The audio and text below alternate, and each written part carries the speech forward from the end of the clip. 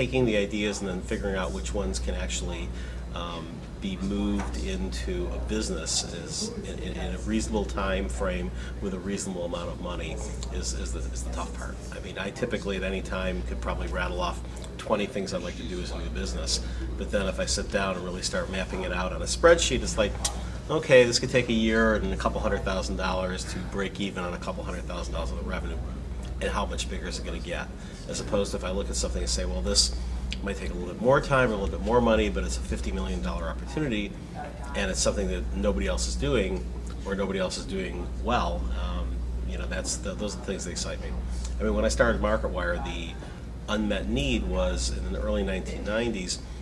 There were two companies that dominated the press release industry, Business Wire and PR Newswire, and they were both around since the 1940s, 1950s. Business Wire started in 1961. And they basically both did the same thing. They sent out press releases via satellite. And if you didn't have a satellite, if you weren't part of the AP satellite feed, you would get things via fax.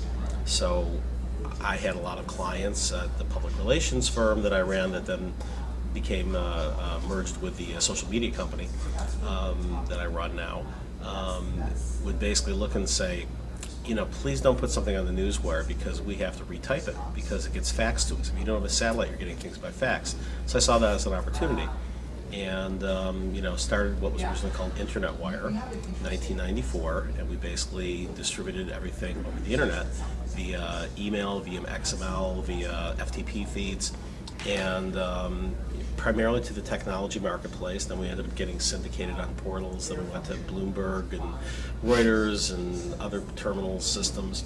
But again, never requiring a satellite feed. And so that was really the genesis of what right now is a company that does over $100 million in revenue. Finding the money was really only a challenge when you actually needed it.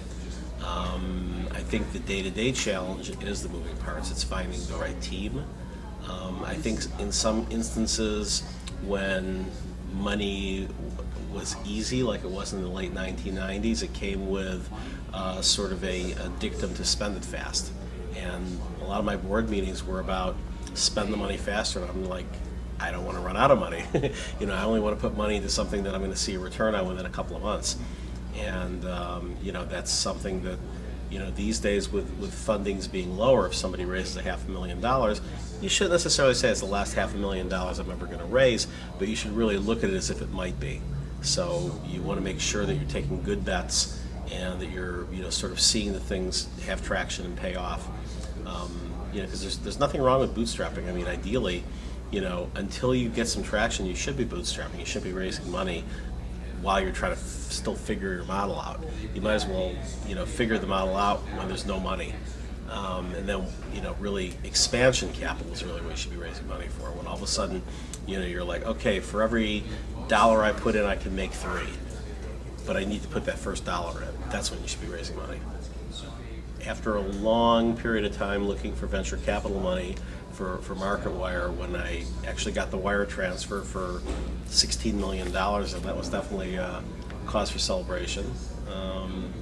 When we sold MarketWire for $35 million a few years later, that was definitely a cause for celebration. But, you know, those are just the big benchmarks that, you know, I like to say we were a, you know, 10-year in the making overnight success story, because, I mean, we started the company in 1994, we didn't sell it until 2006, even though the first 4 or 5 years it was just bootstrapping, and then it was another, you know, 5 or 6 years of you know, running a company as a venture-funded company.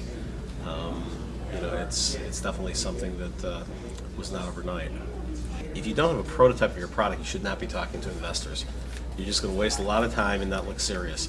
You should really just, you have an idea, you believe in it, get a team together that also believes in it, you know, start scraping up, you know, whatever bootstrap money you need to do. I mean, find a young team that's okay eating ramen for a while, and you know, get that prototype out, and really just your